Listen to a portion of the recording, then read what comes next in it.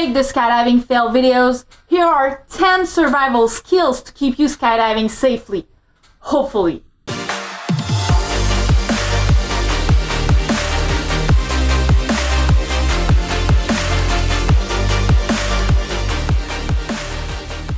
Hey there, this is Catherine Bernier from Skydive Vibes, sharing the passion of skydiving and helping you become a better and safer skydiver. So if you're new here, consider subscribing not to miss our weekly videos. I personally love this quote. Learning from our mistakes is called experience, but learning from others' mistakes is called wisdom. Now, let's be wiser and learn from the veteran in the sport in order to keep us safer. Leslie Gale, the owner of Skydive Mag, actually made some mistakes in her career, and she recently wrote an article about the 10 survival skills that you need to perform your sport safely. So I wanted to share them with you, so let's dive in right now. Know your gear. Understanding your gear and how it works is very important. The more you learn, the more confident you'll become, and you'll make better decisions under pressure. For example, do you know how your RSL or MARD works? Do you know the color of your reserve canopy? Do you know how the system works when you release your actual canopy? So you gotta think about that. Check and maintain your gear. By giving a particular attention to all the details of your gear, you'll be able to detect any anomalies before it becomes a big problem. Worn Velcros, loose BOCs, ineffective pallet chute, or even lines that need replacement, all those elements can bring bigger problems. So you gotta stay on the top of your gear and regularly check and maintain it. So you wanna do a gear check every jump. And to help you out, I did a video explaining what would be the best procedure to do a gear check and what to check. So you can watch this video right here. Jump an AAD or a main assisted reserve deployment. For the regular sports skydiver, there seems to be no viable argument to jump with a main assisted reserve deployment, just like a skyhook, or even with an AAD. The only arguments we see being said about those devices is that you should never rely on a device to save your life. Well, exactly, you don't want to rely on them, but you actually want them as a backup system. We know a lot of dead skydivers who would actually still be here if they would have those devices as backup systems. Get to know each load. Always check out the others on your load in order to count the canopies in the sky and understand what will be their landing patterns. You also want to make sure that you understand the separation time and consider spotting the drop zone before getting out of the plane. We also know that the exit order is very important to avoid collisions. So you want to make sure you understand why and how it works. You can check out this video right here to get more information about what would be the recommended exit order. Take your canopy progression slowly.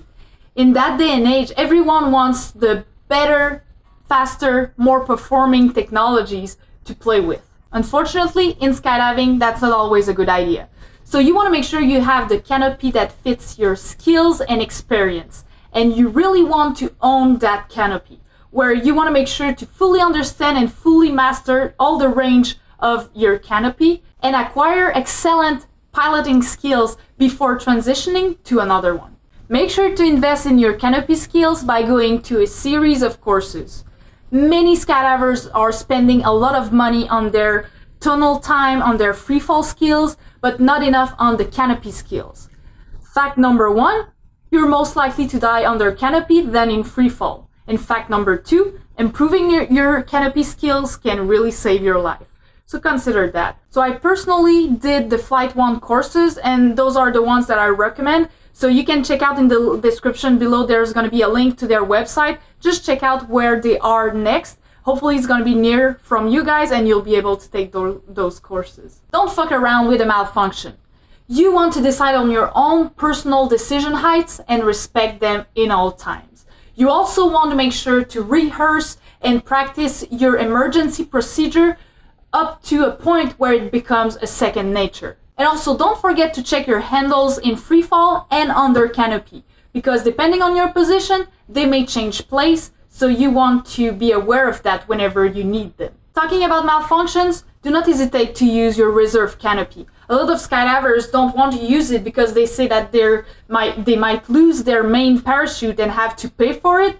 But hey, we're talking about your life here. So if you don't like what you have over your head, or if you have to hesitate and think, should I cut away? Just do it. Just like Dan Brodsky said, if you look up at your canopy and don't get any love, well, cut it away. Be vigilant under canopy. Find the other canopies on your load immediately after opening and enter the pattern. You don't want to turn without looking around. You don't want to spiral or have to play with your gear, your booties, your slider. Stay focused. Stay aware of the other canopies. It's your job to avoid any trouble before it happens. Fly a comprehensive 3-point landing pattern and choose a landing spot that has the least traffic. And time your flight so that you land alone. Canopy collision in the landing area is one of the most frequent fatalities that we see in skydiving, and it can be solved by having you land alone. Make smart decisions. Be a grown-up skydiver who thinks for yourself. Understand, choose, and manage the risks you take, and make your own decisions whether to jump based on the conditions, the type of jump you're about to do, and how you feel. Be alert and pay attention to what's going on around you. If you're looking at a skydiver who is flying unpredictably, make sure to keep an eye on them and get away from them for your landing. Finally, educate yourself. There is a wealth of information out there about every aspect of the sport. So you want to search out and find the information you need and desire.